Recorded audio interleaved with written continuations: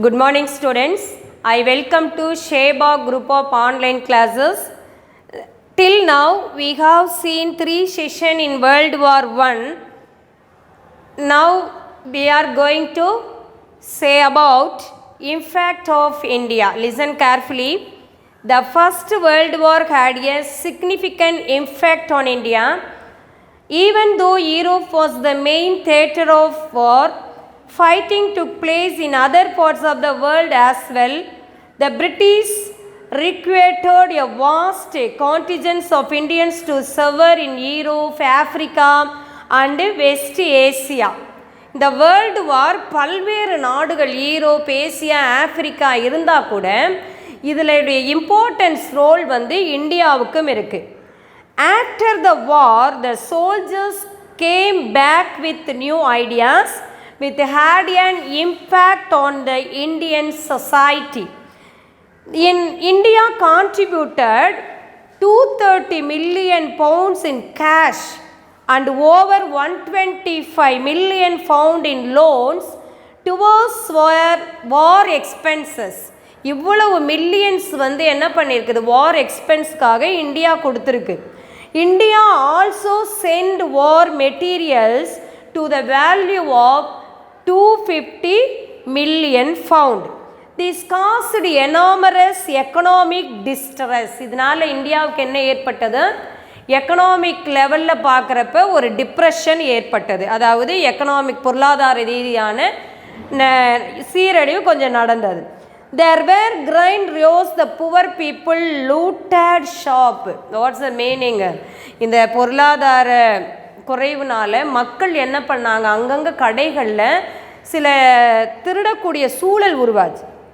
Towards the end of the war, India too suffered under the worldwide the epidemic of influenza. Influenza அப்படிங்கிற ஒரு fever கூட அந்த time attack பண்ணுறதுனால, அதாவது த symbol of bound Sterling அப்படின்னு சொல்லுவாங்க. ஸோ அதுவும் என்ன செய்தது, இந்தியன் பீப்புள்ஸை ரொம்ப அஃபெக்ட் உள்ளாக்குனது. ஓகேவா. Then next the important topic is a Russian revolution. What is the Russian revolution? The biggest outcome of the war, the Russian Revolution was unique in the world history. World ஹிஸ்ட்ரியிலே ஒரு important ஈவெண்ட்லன்னு பார்த்தீங்கன்னா என்னது, biggest அவுட்கம்மே உங்களுக்கு Russian revolution. The socio political and economical condition prevailing in Russia were brought to a head by the vast losses and suffering caused by the war. இந்த வாரில் பார்த்தீங்கன்னா ரஷ்யா பல்வேறு விதமான இழப்புகளை என்ன செஞ்சுது, ஃபேஸ் பண்ணுச்சு இல்லையா, எல்லாத்துலேயுமே இழப்புகள் நடந்து. There were really 2 revolution in the year. பார்த்திங்கன்னா 1970 ஒன்று, அதாவது 1917 2 ரெவல்யூஷன் நடக்குது. 1917 ஒன்று பார்த்திங்கன்னா மார்ச்சில் ஒரு ரெவல்யூஷன் நடக்கு. Then at the same at the மந்த்லேயே பார்த்தீங்கன்னா நவம்பரில் ஒரு ரெவல்யூஷன் நடக்குது. அதாவது 1917 மார்ச் அண்டு நவம்பர் இந்த மந்தில் 2 ரெவல்யூஷன் உங்களுக்கு நடக்குது. On the abdications of the tsar the bourgeois government which followed wanted to continued war. அப்போ சார் அப்படிங்கிறவர் என்ன பண்ணுறாருன்னு பார்த்தீங்கன்னா, இந்த வார் கண்டினியூவாக நடக்கணும் அப்படின்னு அந்த கவர்மெண்ட் என்ன செய்கிறாங்க, விரும்புகிறாங்க. But the people were against it. ஆனால் மக்கள் இதுக்கு என்ன செய்கிறாங்க, எதிர்ப்பு குரல் கொடுக்குறாங்க. So there was a second great uprising under the guidance the leader Lenin அவருடைய தலைமையில் பார்த்தீங்கன்னா whose is power and establish a communist government in Russia. லெனினுடைய தலைமையில் ரஷ்யாவில் என்ன நடக்குது, அதாவது கம்யூனிஸ்ட் கவர்மெண்ட் உருவாகுது. Understand students. Then next the causes of revolution. What's the causes of revolution? Social causes. Listen carefully. In Russia the Peter the Great and Catherine two attempt westernization without changing the social conditions. The Russian peasants were slaves tied to land owned by wealthy Russians. அதாவது ருஷ்யன் பீப்புளில் வந்து பார்த்திங்கன்னா ஒரு modernisation government உருவாக்க try பண்ணாங்க. Then after Russia defeated in the Crimean War, some reforms were introduced.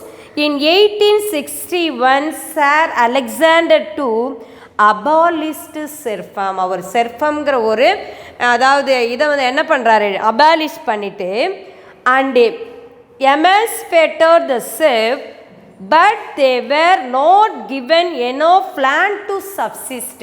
போதுமான அளவு நிலத்தை வந்து மக்களுக்கு என்ன செய்யலை, அவங்க கல்டிவேட் பண்ணுறதுக்கு கொடுக்கல. These peasants become the power kids for the revolution. அதனால தான் அங்கே வந்து என்ன ஏற்பட்டது, ஒரு புரட்சி. மெயினாக வந்து இந்த ரெவல்யூஷன்னு பார்த்தீங்கன்னா விவசாயிகளுக்காக ஏற்படுத்தப்பட்ட இம்பார்ட்டன்ட் வந்து அது யார் தான் பார்த்தீங்கன்னா ஃபார்மர்ஸ் தான். அவங்கள பேஸ் பண்ணி தான் இந்த ரெவல்யூஷன் நடந்தது. Understand students. தென் நெக்ஸ்ட் பார்த்தீங்கன்னா the labours and workers whose number and increased on account of industrialisation were aggrieved as they got very low wages. அதே போல் அவங்களுக்கு உழைப்புக்கு தகுந்த ஊதியம் கொடுக்காம என்ன பண்ணாங்க, குறைவான வேஜஸ் கொடுத்தாங்க. இதெல்லாம் வந்து ஒன் ஆஃப் த ரீசன் ரெவல்யூஷனுக்கு. The next one is the role of the revolutionaries. What is the role of the revolutionaries? The spirit of revolutionary ideas among the intelligentsia and their repression by the Tsar government made the socialistically inclined students to carry the propaganda to the peasants. இந்த ரெவல்யூஷனரியில் பார்த்தீங்கன்னா அந்த பார்ட்டியோடு சேர்ந்து ஸ்டூடெண்ட்டும் இந்த போராட்டத்தில் involvement ஆனாங்க. In the course of time, the students with the outcome of their work with peasant took to the terrorism. இவங்க பண்ணுற போராட்டம் பார்த்தா ஒரு டெரரிசத்தை நோக்கி போகிற மாதிரி இருந்தது. Yet the revolutionary forces swelled with the joining of the many minority group. இந்த அதாவது இந்த வாரில் வந்து இப்போ போராட்டத்தில் பார்த்தீங்கன்னா சில மைனாரிட்டி குரூப்ஸ் பீப்புள் இன்வால்மெண்ட் ஆகிறாங்க. Like Jews and Poles. soon based on the Marxist philosophy, new ideas began to take shape and a social and democratic labor party was formed. Okay, understand. The next, soon based on the Marxist philosophy, new ideas began to take shape and a social and democratic labor party was formed. Marxist உடைய கொள்கைகளை பின்பற்றி democratic labour பார்ட்டிங்கிற ஒரு கட்சி வந்து உருவானது. The Marxists declare themselves against act of terrorism. இதில் வந்து இவங்களை வச்சுட்டு எப்படியாவது அந்த டெரரிசத்தை குறைக்கணும்னு ட்ரை பண்ணுறாங்க. They believed, எதை நம்பினாங்க, they believed that the working class had to be roused to action and only by mass action would they achieve their goal. இந்த ஒர்க்கிங் கிளாஸ் ஏன்னா விவசாயிகள் ஸ்டூடெண்ட்ஸ்னு பார்த்தா அவங்க வந்து ஒரு லிமிட்டடாக இருப்பாங்க. ஒர்க்கிங் கிளாஸ் பீப்புள்ஸ் வந்து நிறைய பேர் இருப்பாங்க இல்லையா. ஸோ இவங்களை வச்சு அந்த அச்சீவை அந்த கோலை டெரரிசம்ங்கிறத குறைக்கலாங்கிற ஒரு முடிவுக்கு இந்த கவர்மெண்ட் வந்தது. Okay, understand students. Next I am going to say about autocracy of the Tsar. Listen, Tsar Nicholas II of Romanov dynasty had little experience of government. இந்த சார்ங்கிறவருக்கு வந்து பார்த்திங்கன்னா அவ்வளோ ஒரு எக்ஸ்பீரியன்ஸ் வந்து அந்த கவர்மெண்ட்டில் இல்லை. His wife Serena Alexandra was a dominant personality and Nicholas was under her strong influence. ஆனால் ஒய்ஃப் வந்து இதில் வந்து ஒரு நல்ல ஸ்ட்ராங் இன்ஃப்ளூயன்ஸில் இருந்தாங்க. அட் த டைம் பார்த்தீங்கன்னா this provoked a war with Japan in 1904. இந்த நேரத்தில் ஜப்பான் 1904 ஒரு வார் டெக்ளேர் பண்ண. On 23rd January 1902, Father Capon, a priest, organized a march of men, women and children on the Charles Winter Place in the demand a representative national assembly and acclaim the industrial reforms. மக்கள், குழந்தைகள், women's எல்லாருமே இந்த industrial போராட்டத்தில் involve ஆகுறாங்க. The hundreds were killed and many thousands were wounded. Hundreds were killed and many thousands were wounded. This event of this day, known as the Bloody Sunday, led to the riot strikes and violence in which the Governor General of Moscow and uncle of the Tsar was killed by the bomb. இதில் வந்து பார்த்தீங்கன்னா அவர் sir வந்து என்ன பண்ணிடுறாரு, ஒரு bomb பிளாஸ்டில் வந்து கொல்லப்படுறார். Okay, next topic is the outcome of the revelation. Listen all of you, the outcome of the revelation.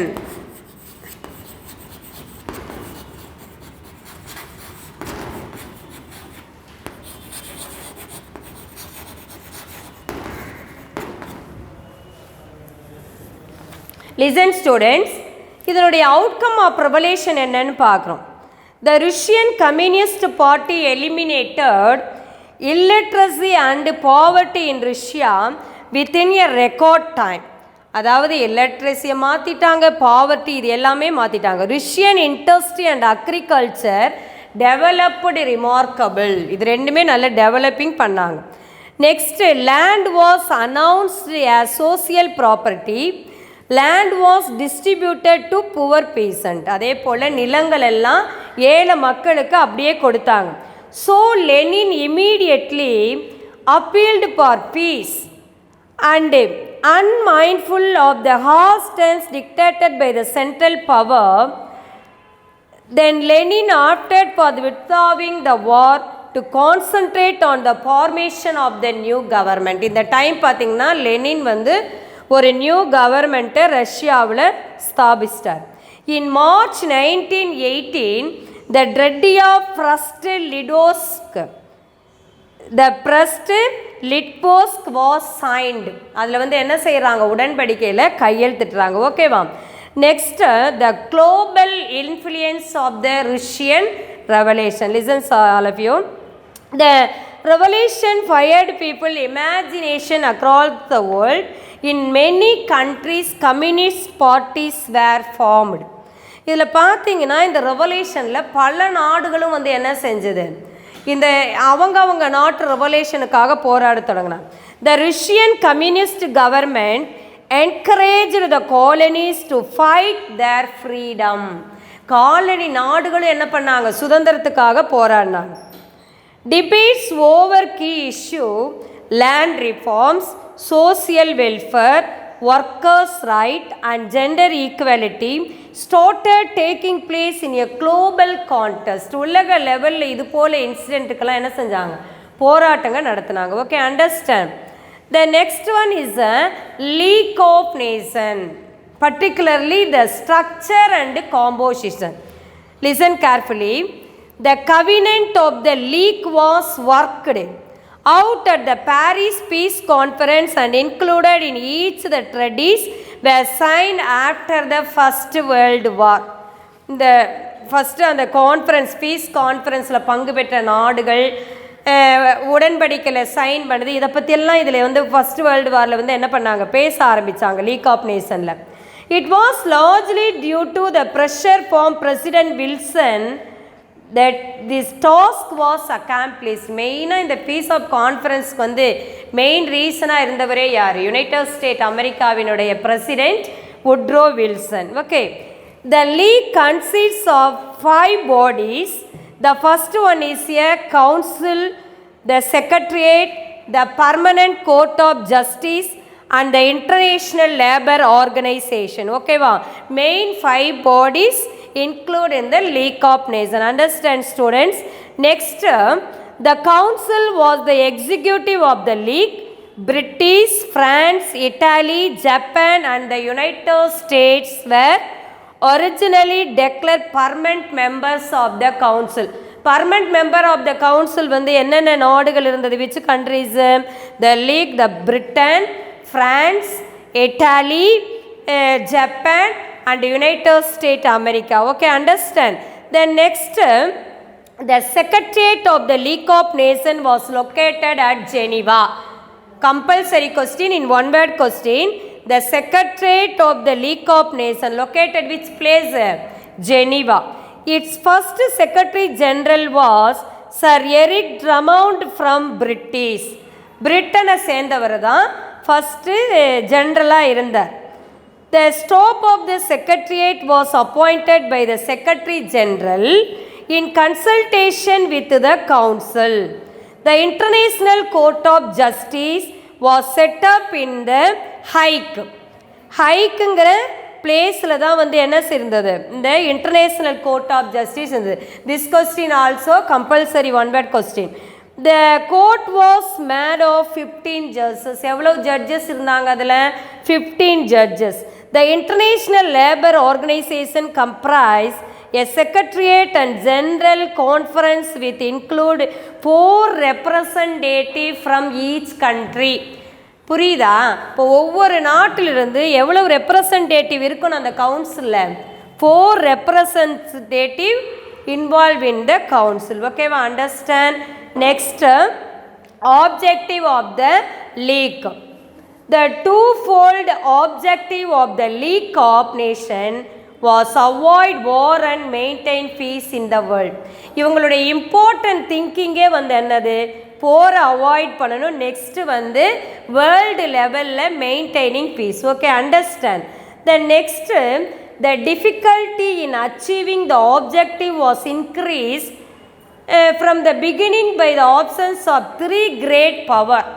Namely வந்து பார்த்திங்கன்னா USA, ஜெர்மனி, ரஷ்யா. இந்த 3 நாடுகளும் வந்து என்ன செய்யலை, ஒரு இன்வால்மெண்ட்டோட இந்த லீக்கில் வந்து கலந்துக்கல. League means group. The later 2 joined in 1926 and 1934. 1926, 1924, 34ல ருஷ்யாவும் ஜெர்மனி என்ன பண்ணுறாங்க, you have to enter the league of nation enter பண்ணுறாங்க.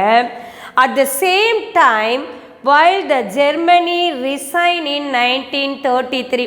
அந்த வருஷத்துலேயே 1933ல என்ன பண்ணுறாங்க, லீக் ஆஃப் நேஷனை விட்டு ரிசைன் பண்ணாங்க. Then Russia was expelled in 1939. Russia also you come out in the League of Nations இல்லையா?